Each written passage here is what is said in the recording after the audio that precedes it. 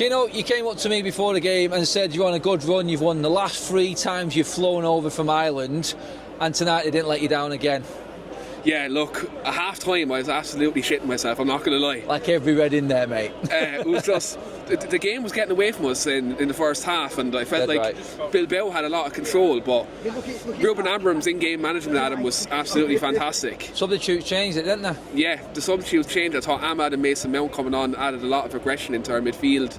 I think looking at Kobbie Mainoo coming on, he gave us a lot of control. So yeah, Ruben made the subs, he was spot on, and it was a really good performance in the second half from us.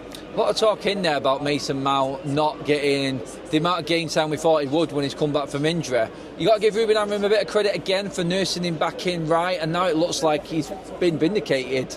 Because 3 goals in 2 games for Mount, massive impact off the bench tonight. Looks like we've got the Chelsea Mount. After that 50 million we spent 2 years ago, we've finally got the player we thought we were spending money on. Yeah, definitely. Like, I think if you look at the way he's kind of managed his minutes, he's definitely done the right thing. Especially like he's given him these like cameos in Europa League, and then he started him and then given him like 60, 70 minutes in the Premier League. So like he's doing very well at that. And I think, if you look at this system, I think Mason Mount is absolutely tailor-made for it. Like, if you look at like the number 10 role, Joe potentially is an 8 as well. So he's a very good, talented player, but you just always worry about his injury problems. But I think Ruben Amorim, unlike Eric Ten Hag, has managed his minutes very well, and he's done that with a lot of the players. He's doing it with kind of Ahmad now. He's doing it with Mainoo, easing them back in as well. So I think Ruben Amorim deserves a lot of credit for that.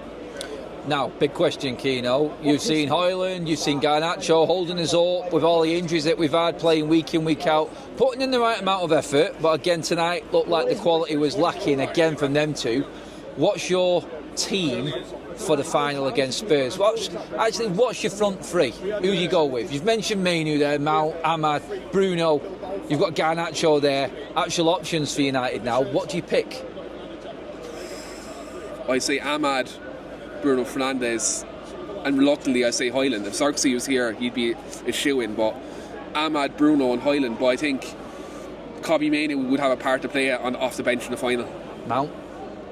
Potentially Mount as well. Mount as well. But I think off the bench, like he can get, tactically, the two of them give us something different. I think Mount give us pressing off the bench when Spurs are tired.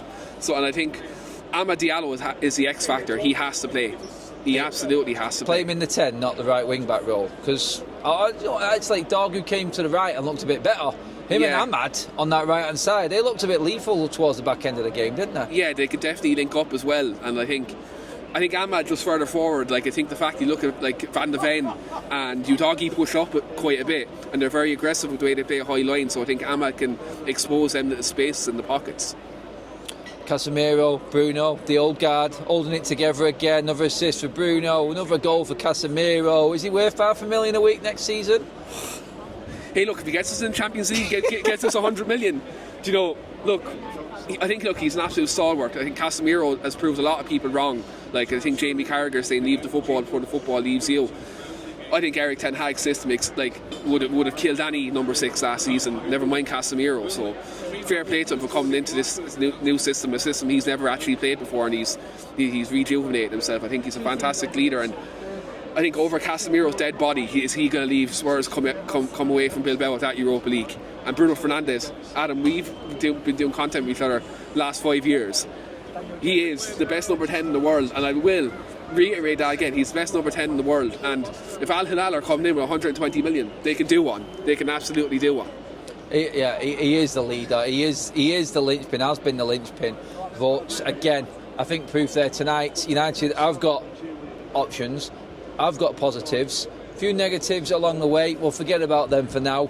But that cannot creep in against Spurs. We cannot lose for the 4th time in a season to Spurs and our Champions League game. You know, that would be the worst ending to what has been a horrible season, wouldn't it? It could go either way.